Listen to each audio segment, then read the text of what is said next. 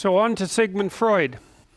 We're going to give him somewhat short shrift, I'm afraid, because we only have an hour to talk about Freud, but that's okay. We can get a fair way through it. He's still persona non grata, I would say, among experimental psychologists and probably clinical psychologists as well, but that seems to me to be very unfair. Freud is one of those thinkers who all that's left are his mistakes. And the reason for that is that everything that he discovered or put forward is so entrenched in our culture now that we think it's self-evident. And so everything correct has been assimilated, and that just leaves everything that's more or less floating on top to look wrong. But Freud is also one of those thinkers who was always wrong in an interesting way, and that's very useful. And so I also think that many of the things that he put his finger on that are of still disputed, for example, the idea of the Oedipus complex, are much more useful than people are willing to admit, especially in the clinical realm, because the Oedipal complex, which we'll talk about quite a bit, is actually a description of a fairly stable form of familial psychopathology where the child gets trapped within the confines of a family because the relationship with one parent or the other or both is so tight that they can't break beyond it, and maybe because of their own inability to move towards independence, but more frequently because of what you might describe as a kind of conspiracy between the son and the parent, or the child and the parent, that prevents them from moving towards autonomous life and keeps them in a state of, essentially a state of childhood dependence. Freud said, "I started my professional activity as a neurologist trying to bring relief to my neurotic patients. Under the influence of an older friend and by my own efforts, I discovered some important new facts about the unconscious in psychic life, the role of instinctual urges and so on. Out of these findings grew a new science, psychoanalysis, a part of psychology, and a new treatment for the neuroses. I had to pay heavily for this bit of good luck. People did not believe in my facts and thought my theories unsavory. Resistance was strong and unrelenting. In the end, I succeeded in inquiring pupils and building up an international psychoanalytic association, but the struggle is not over." He made that recording just shortly before he died. He moved to England to escape the Nazis. Before Freud, I guess, the mind was, it's complicated because Freud, of course, was not the only person to be thinking along the lines that he thought. Pierre Janet, who was one of his teachers, had originated and started to develop many of the ideas that I would say were popularized by Freud. But the idea of the unconscious mind was certainly not as well developed prior to Freud as it became afterwards. And before that, I suppose you might say that insofar as people thought of the mind at all, they thought of in philosophical terms, and the mind would be that part of you that you're aware of. Like in the Cartesian sense, Descartes said, "I think, therefore I am," and it kind of seems, in some sense, self-evident that you're aware of and have control over the contents of your own mind. But that was what Freud really questioned, and he questioned it deeply. He said, well, first of all, the idea that you're one thing, like one mind, is a dubious idea to begin with, because people are full of internal contradictions. And then the idea that your mind is all of one type, it's all of one form, was also very questionable as far as Freud was concerned, because you could be fractionated into subcomponents. And the idea, for example, that your anger or your sexual desire could be an autonomous part of your personality in some sense, that it could overtake you and control you, that's really a Freudian idea. And one of the classic Freudian ideas really is that people are made out of subpersonalities, and those subpersonalities are alive. And that's one of the things I really like about the psychoanalytic thinkers, because even the psychologists who say over the last 30 years or thereabouts, since maybe longer now, anyways, since the demise of behaviorism as an ideology, and the admission by psychologists that there were There is an active unconscious, or many active unconsciouses, which is a better way of thinking about it. Psychologists still really haven't come to terms with the idea in any deep sense that these unconscious processes are living things. You know, when psychologists talk, for example, about the cognitive unconscious, they're talking about something that they describe in more machine-like, with more machine-like metaphors, and that's not reasonable. You understand things a lot better if you understand that the subcomponents that make up people, the fragmentary bits of them, and also the biological subsystems that are part and parcel of your being are much more intelligently viewed as personalities. They're kind of unidimensional personalities in some sense, so that, for example, if you're angry, you're nothing but angry. I mean, that's an overstatement, obviously. Or if you're afraid, you're nothing but afraid. Or if you're hungry, you're nothing but hunger. Well, that's certainly true if you get hungry enough, or thirsty, or too hot, or any of those things. You kind of collapse to a simpler personality that only has one motivation in mind. And we'll talk a lot as we progress about the grounding of those unidimensional motivational systems in biology. But I'd have to say that Freud was among the first, at least the first, to synthesize a coherent theory of this multiplicity and to put it forth while also insisting that much of what was happening to you and inside of you was not immediately accessible to your awareness. And it's a very profound discovery. It means among many other things that you can formulate ideas. First of all, it means that you can act out things that you don't understand for reasons that you don't understand. It also means that your memory can contain things that's represented in one way, but that can't be understood in another. So for example, and we know this is true because there are independent memory systems. There's an independent memory system for procedures, that's for actions. There's an independent memory system for what you might describe as imagination, for the memory that uses images. And then there's another system that articulates knowledge, that's the semantic memory system. And it's not obvious at all that the contents of all of those are equivalent. And that's why, for example, you can dream things that you don't know, because one of the things you might think is that your dreams watch you act, and they watch other people act, and then they make a little drama out of that, and that drama has information in it, but you don't necessarily know what that information is, in that you can't describe it consciously, right? It's akin to the Piagetian idea that kids can play a game and you can take them away from the game and then they won't know how to describe the rules even though they can play the game. And so dreams can contain information that's full of the encoding of behavior that has information in it that you're not consciously aware of. And so then you can become consciously aware of that in a kind of a revelation, say. Maybe that's what you do when you become aware of the meaning of a dream or the meaning of a fantasy or something like that.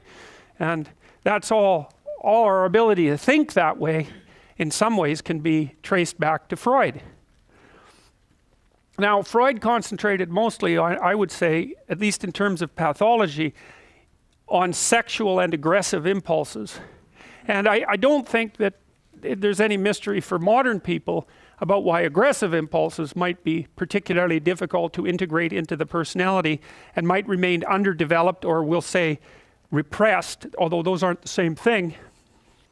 And I think you might think that in different times in society, some things are allowed to surface and express themselves and other things are less allowed. And so Victorian times had a number of characteristics that made the repression of sexuality particularly likely, and perhaps also the repression of aggression. And we're talking about Victorian times in Europe, obviously, and only one time and one place.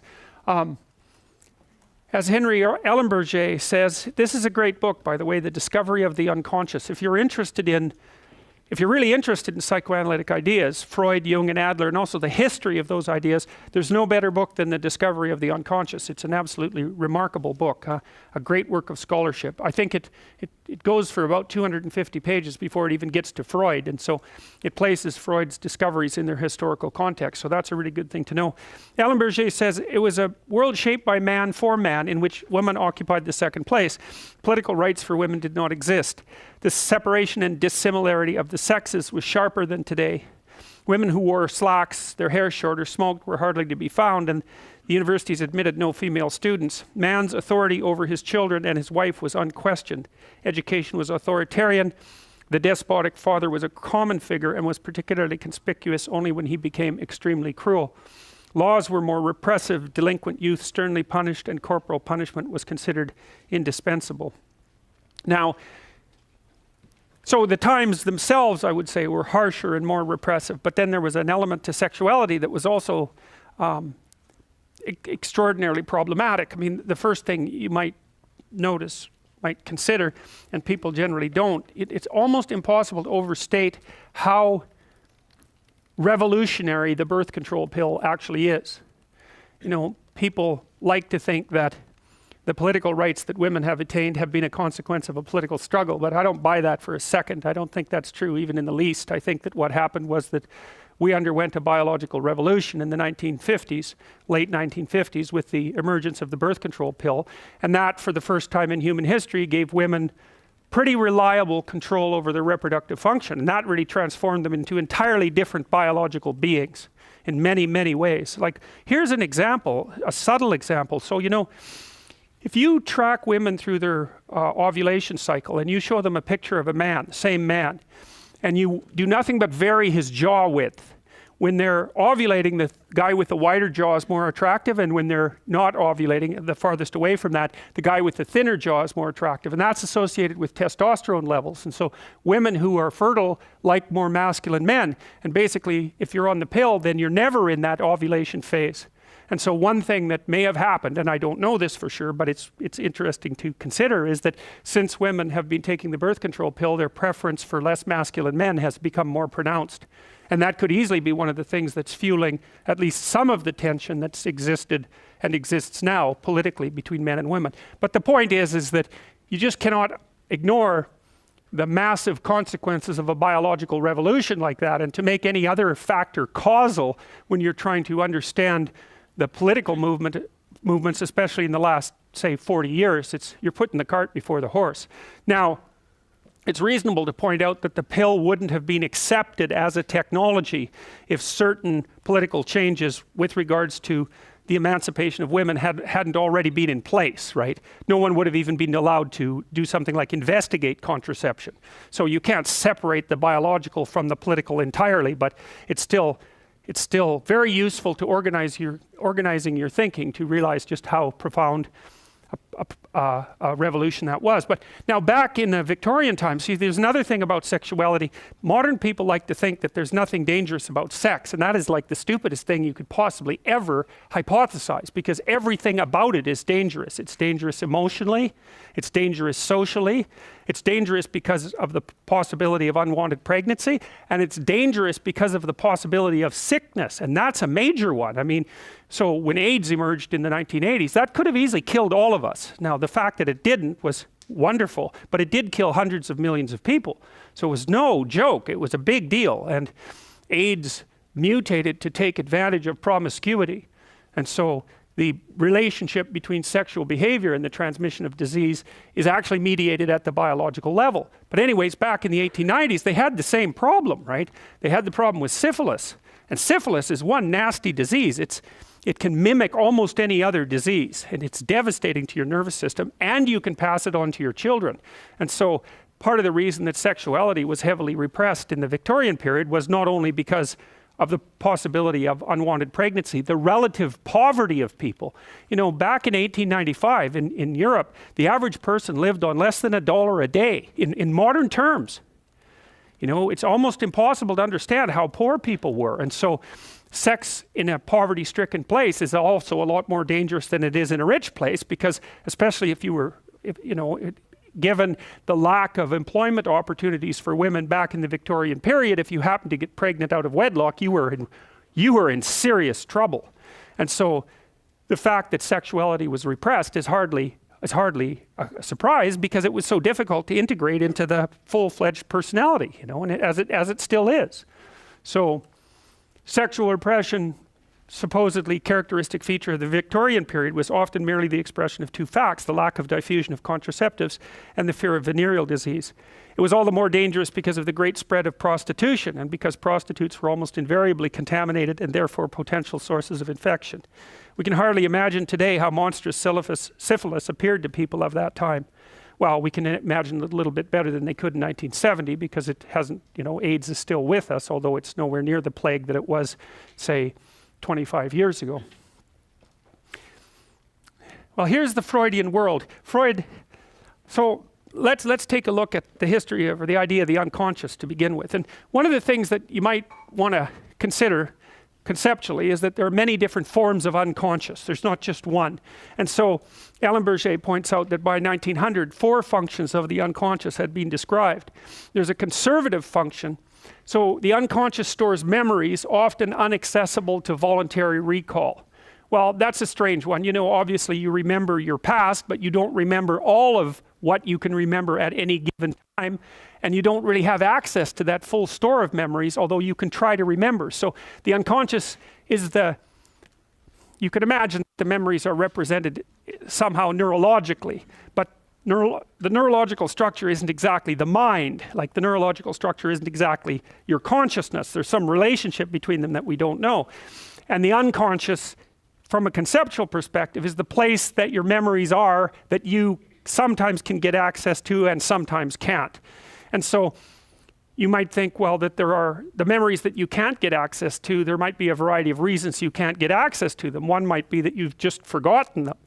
And one might be that they're so painful that you don't want to bring them to mind. You'll engage in tricks to stop yourself from getting access to them. Or maybe they're memories that are so complex and painful that even if you did get access to them, you wouldn't exactly know what to do with them. And so there's not a lot of reason for you to bring them to mind, because all it is pain without any utility. And when you understand that a little bit, you understand more about what Freud meant by repression. The thing about Freud is that he kind of believed that, like many people believe now, that when you remember an event in the past, it's almost as if you're using a videotape recorder, and that when you experience that, the memory is somehow recorded in you like it happened. But that's not a very accurate version of how memory works. I mean, we know that memories can be easily distorted. For example, if you interview someone about an event and you make suggestions that there was something present in the event that wasn't there, and then you bring them back a couple of weeks later and you ask them about the same event, they'll often incorporate the thing that they were told into the event. And the idea that you can make an objective record of something that's happening to you is kind of a strange notion anyways, because, so for example, if you're having an argument with someone and later you're asked what the argument was about and the other person is asked what the argument is about, there's no necessary reason why the accounts will jibe at all, because a lot of time when you're having an argument with someone, you're arguing about what the argument is about. Right? You say, well, you're angry at me. Well, why? This is why I think you're angry at me. And you say, no, this is why I think this event has occurred. And you're thinking about, especially if we know each other well, you're thinking about the contextualization of that event across our entire history. And I'm doing the same thing. And I'm going to highlight things that you're not going to highlight. And I'm going to draw causal inferences that you're not going to draw. And for us just to get on the same page about the memory is going to be very difficult.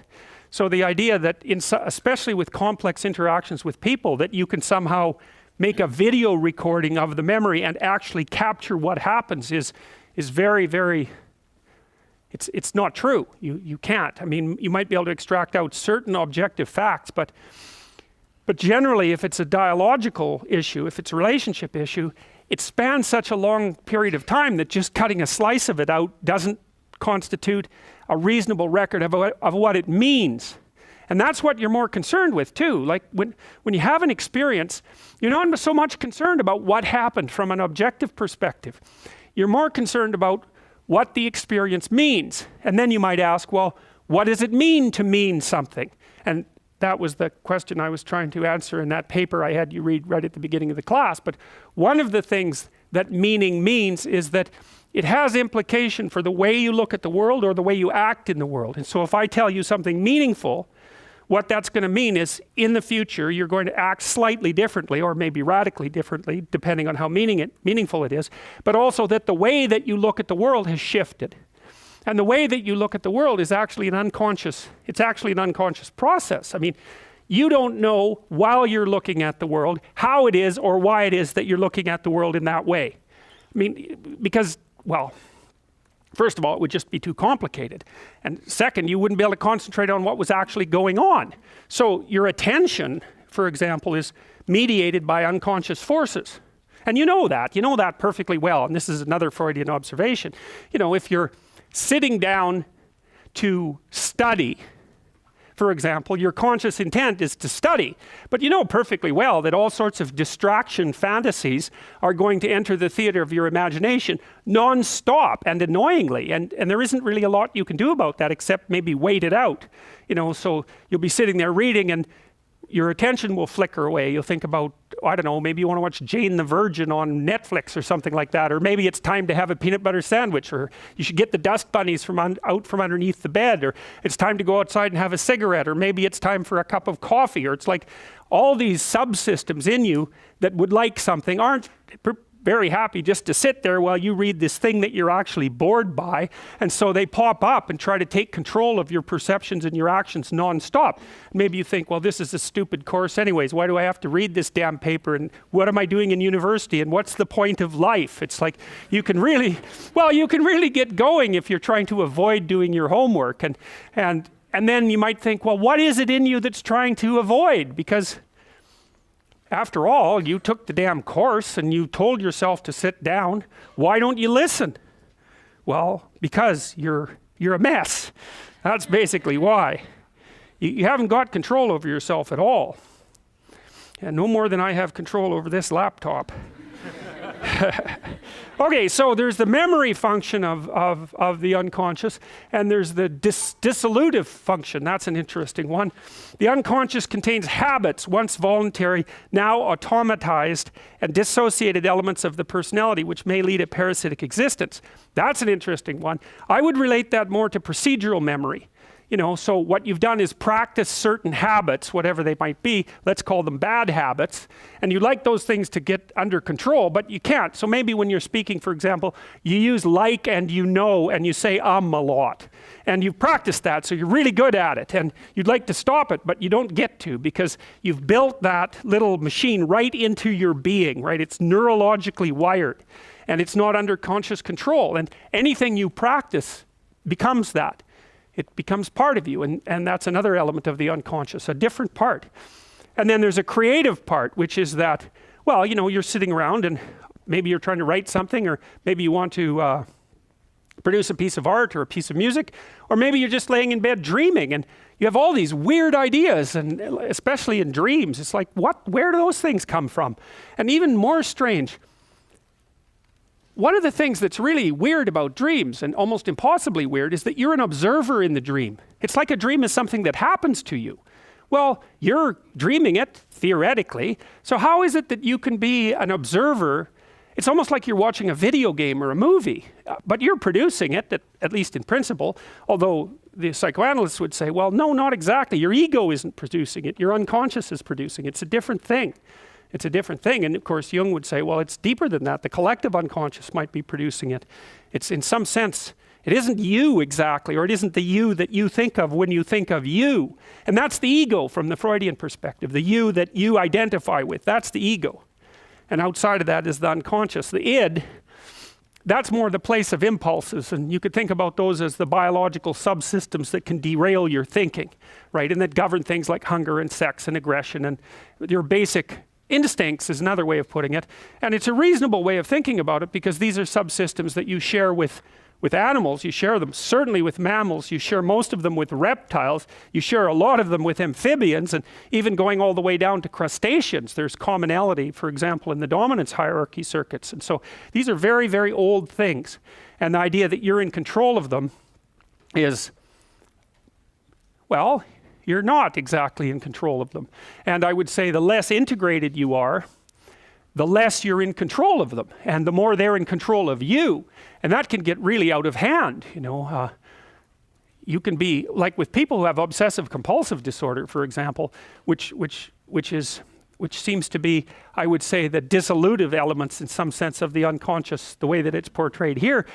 Poor people with obsessive compulsive disorder, they can spend half their time doing things that they can't really control, and they have very strong impulses to do them, and it's very hard on them to block them. They'll almost panic if those things are blocked. And then you have people with Tourette's syndrome, that they'll be doing all sorts of weird dances and spouting off obscenities and imitating people without being able to control it, and sometimes a little bit of antipsychotic medication can dampen that down, but it's as if there are these autonomous semi-spirits inside of them that grip control over their behavior and make them do things. And you find that to some degree in your own life, because maybe you've become very attracted to someone, even maybe you don't want to be attracted to the person, and then you find yourself texting them when you know perfectly well that you should be going to bed, and you're in a grip of something, and you can't control it, and that's all part of the unconscious and all part of what Freud was studying. The dynamic unconscious, it's alive, and it's a composite. The mind is a composite of contradictory drives. Now, the way Freud thought about this basically was that with the id and the ego and the superego, so if you think about the id as the place where these contradictory drives emerge, so it's sort of nature within. The ego is the thing that's sort of being pushed back and forth by those contradictory drives, and the superego is the thing that's on top saying, you better behave yourself, you better behave yourself. And so it's a different model than the Piagetian model, because Piaget assumed that what would happen is that as the child, and I like the Piagetian model better, I think in healthy development, the Piagetian model is correct. But in unhealthy development, I think the Freudian model is correct. That instead of integrating, say, the aggressive and sexual drives, for the sake of argument, into your personality as you develop, what happens is the superego just represses them. Instead, so they don't become a dynamic part of you, integrated into your ego. They're just repressed. You just don't manifest them. And so that's how you be a good person, and you can be the victim of a very harsh superego, and that often happens if you've had a particularly tyrannical parent, one or both, or maybe a tyrannical grandparent, or maybe you're your own inner tyrant and you've picked up tyrannical voices through your whole life and aggregated them into this terrible judge that's always watching you, that's criticizing everything you do and restricting you badly and really badly in what you're allowed and not allowed to do. You see that with anorexic women. Well, men can be anorexic too, but it's much less rare. They have superegos that are just, or it's one way of thinking about it, they're just deadly. They're just criticizing every bit of them. Well, right to the point, they're really criticizing them out of existence, right? Is you have to be so perfect that the perfection is not aligned with the ability to live. You don't get to eat.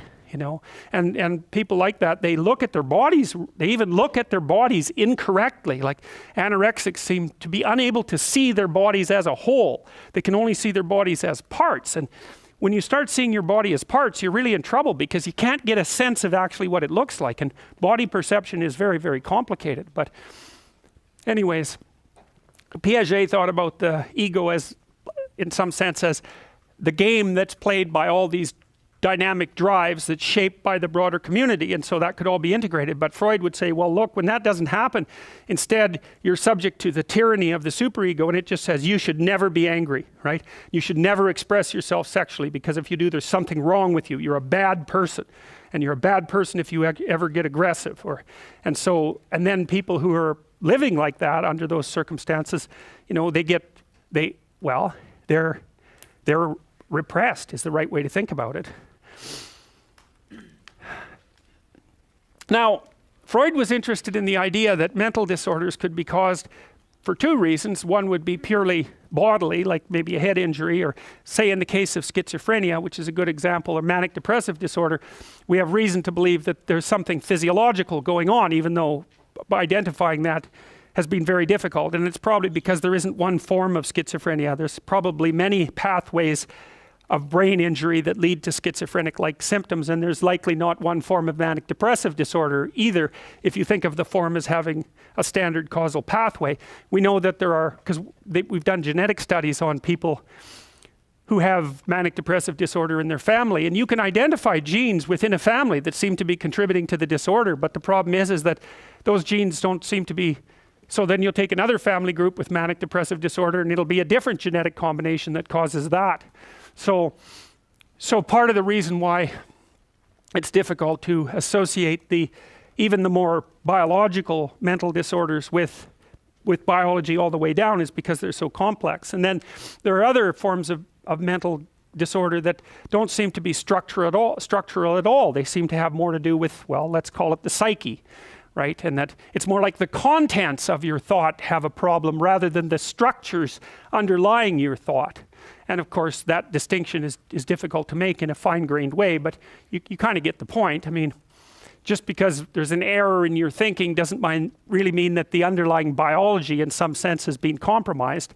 It's complicated because if the error is bad enough, then it can compromise the underlying biology. But whatever, it's a conceptual distinction, and part of the conceptual distinction is helpful if you're trying to think, at least in part, about how you might cure it, because if you're thinking about a brain disease, then that implies a different course of treatment, at least in principle, than it does if you're thinking about a psychological disorder, where you might think about talking to someone, for example, and straightening out their thoughts or helping them learn to behave in a different way. And it was really Freud who started to think that he was the first person to really posit, and this is pretty interesting, to directly posit that dialogue or conversation or speaking could be curative. And that's another thing that people don't like to give him credit for. I mean, there wouldn't be all these helping industries, social work and psychology and biological psychiatry, insofar as that also involves communication and counseling and all of these things. None of that would have existed in all likelihood if Freud wouldn't have made the original hypothesis that there was something about communication that could be curative. Now, Freud believed that experiences that hadn't been, now he thought about experiences as repressed, and this goes back to the videotape idea of memory. So the idea would be that you have a record of everything that's happened to you, and the record's actually accurate. And then some of those things that happened to you were very, very shocking to you, or very hurtful, or very depressing, or very threatening, and so you've decided that those have become repressed. You're not paying any attention to them. Now, he has a complex mechanism to account for that, and I actually think this is a place where his theory went badly wrong, because you don't have a videotape memory, and it isn't obvious that the memories that you have of traumatic events are fully fledged and causally appropriate, but just not paid attention to. It's more like they're murky and unclear in and of themselves, and they contain too much. And I don't think that people so much repress as they do refuse to attend to, or are unable to attend to. So it's more like a passive avoidance than a passive avoidance of something that needs to be explored and gone through, rather than it is something you know that you don't want to look at, that you or part of you has put away.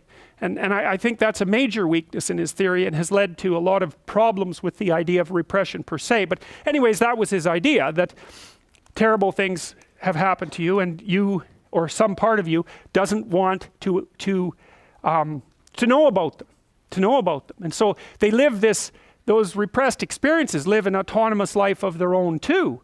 And here's an example of a trivial example of how that might work.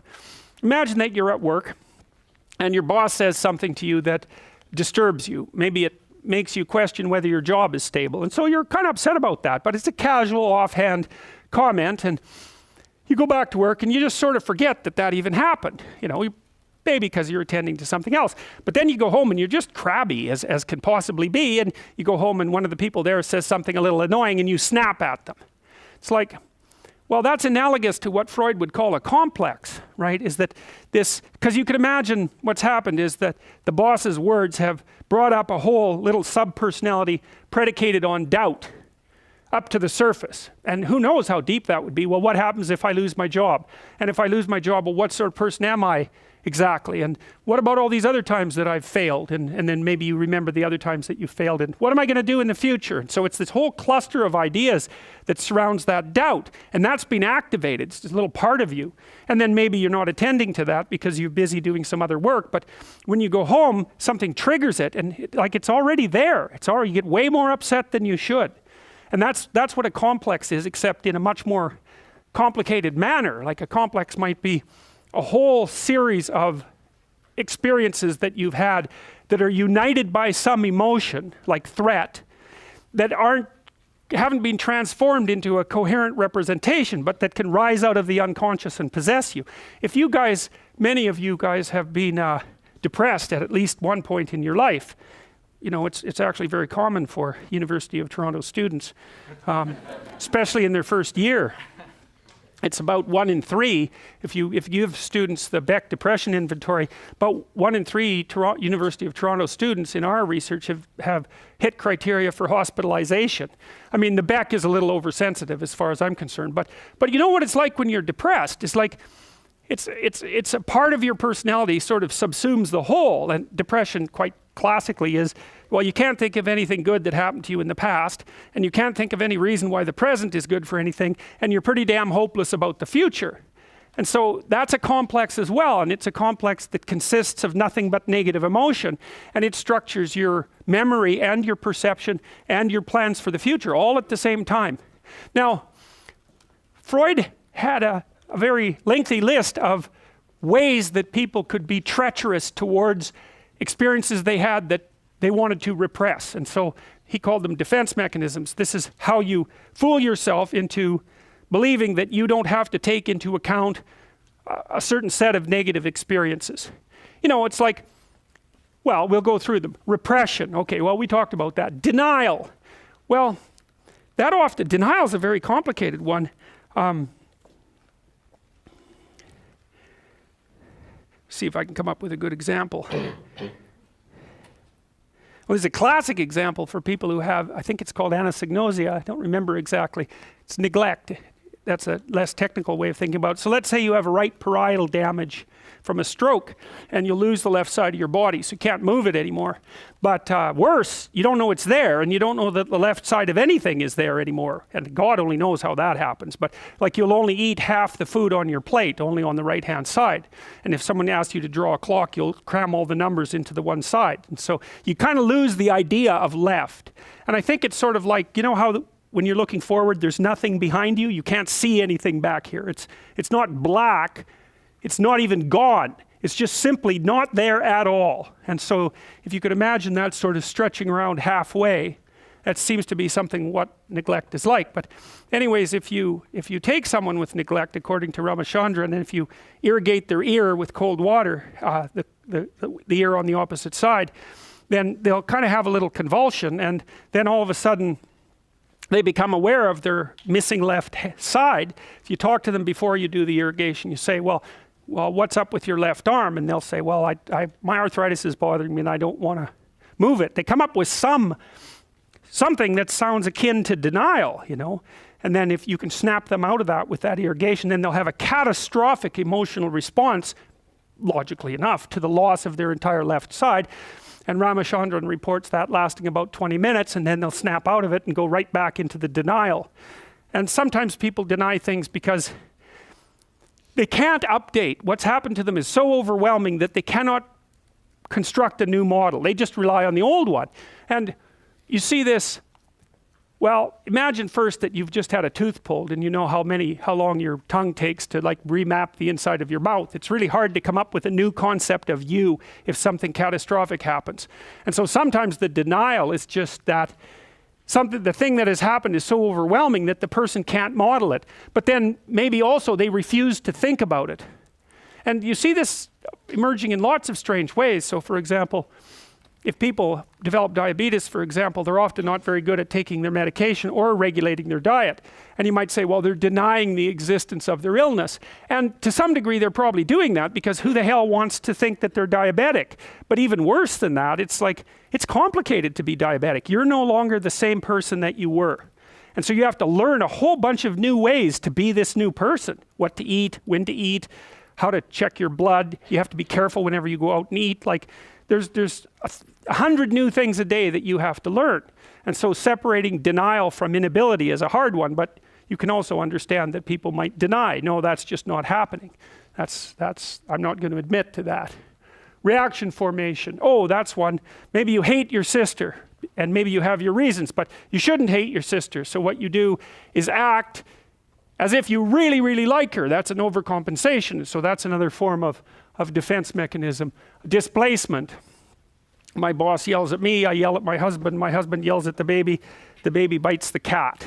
Well, they're not really dealing with the problem, which is the boss. It's just pushed on down the road. And identification. You're bullied. And instead of coming to terms with the fact that bullying occurs, you start bullying other people. Rationalization. Well, you know what that means already. You know, maybe you don't do your homework, you're procrastinating. I bet you can come up with 15 rationalizations, no problem, for why it's actually not necessary for you to do your homework right then. Intellectualization, well, Woody Allen's movies are about like that. He's got all these neurotic problems, but he's smart, and so he can come up with intelligent reasons why he's so messed up, even though he knows he's messed up and it doesn't help. Sublimation, well, that was one of the things that Freud thought characterized art. So for example, there's a lot of erotic content in art. And so if you're having trouble establishing a relationship, or if you want to have a relationship with many people, then maybe what you do is sculpt nudes or paint them. And then there's projection, which is I'm having an argument with you and I'm unwilling to admit to my dark motivations, and I'm very skeptical of you, and so I assume that you're characterized by all the dark motivations that I won't admit to in myself. So now Freud also believed that it was unconscious ideas that were at the core of psychological conflicts, and he described those conflicts as incomprehensible distress, psychosomatic symptoms, and so those would be the manifestation of psychological the manifestation of psychological content in bodily form. So that might be stress. A stress-related illness might be one way of thinking about that. I've had clients who had hysterical epilepsy, so that was quite interesting. So that was a somatic manifestation of a psychological problem. Back when Freud was practicing, hysteria was much more common, and maybe that was partly because Victorian society was so centered on the theater and so dramatic, and people would come in with like a paralyzed arm or something like that he could sort out with hypnosis. And so they were manifesting their psychological distress in bodily form, often in a manner that was representative of that psychological conflict in some way. Behavioral anomalies, hallucinations, and delusions. He thought that all of those could be manifestations of internal psychological conflict with their sets of unconscious ideas. So, you know, let's go back to the boss example. Your boss says something nasty to you, you come home, someone says something a bit provoking and you fly off the handle, and then you have an argument about what the hell's up with you, because they say, well, look, what I said was, you know, this big and you reacted like this, and you're going to say, well, no, you're always annoying like that, and which is kind of a denial thing, and maybe the person doesn't let up and they say, no, I really know that something's wrong, and you do like 6 other things to keep them the hell away from you, and finally they're persistent enough so you break down crying and you say, well, I had this terrible day at work, and you didn't even really notice that you knew that until the moment of the tears. And you see that very frequently in psychotherapy too. If you're talking to people, for example, maybe they're relating a story about their marriage that collapsed badly, and they're talking, and all of a sudden they'll say something and they'll tear up, and then they'll continue, and you can grab that. You say, look, you just said something. I noticed that your eyes filled with tears when you said that. What was going through your mind? Now, often unless you catch it quick, they'll forget. So they're talking, and the talking about the past is, you know, flashing off imagistic memories, and you'll say, well, that made you cry, and they often don't like that, because for obvious reasons, that something's come up that they don't want to talk about. And so you say, well, what was flashing through your mind? And the person will tell you like quite a lengthy little memory fantasy about a sequence of events that, you know, is still a hot button issue. And that's another example of this underlying complex, you know. And if you watch people, you can watch people in normal conversation, this happens all the time, their eyes will move or they'll smile, or you can see as they're speaking that all sorts of different ideas are flitting through their head. It's dreamlike in a sense too. It's sort of as if the person is talking and they're dreaming at the same time. There's this image-laden set of memories that's going on at the same time. And that can be quite broad, far broader than they could encapsulate in the words. And so you can catch that. And if you're really listening to someone, really paying attention to them, you can see when they're doubtful or when they pause for a long time. That's another one. You know that something's come up that's occupying their mind and interfering with the flow of conversation. And Freud was very good at listening in that manner. Well, that happens with jokes too, you know. And like, for example, when I was showing you guys the Lion King stills the other day, and I showed you that picture of Nella laying on her back with that peculiar expression on her face, everybody immediately laughed. And Freud would have considered that an entry point into the unconscious, because there's a reason you were laughing about it. It goes along with it. Well, it would have gone along with a sexual complex in that situation. And everybody recognizes it instantly, and they laugh about it. And comedians are really good at that, because if they're good comedians, they say what everyone's thinking, but no one will say. And it's a relief to everyone, you know. What's his name? Canadian comedian. He's always making racial jokes.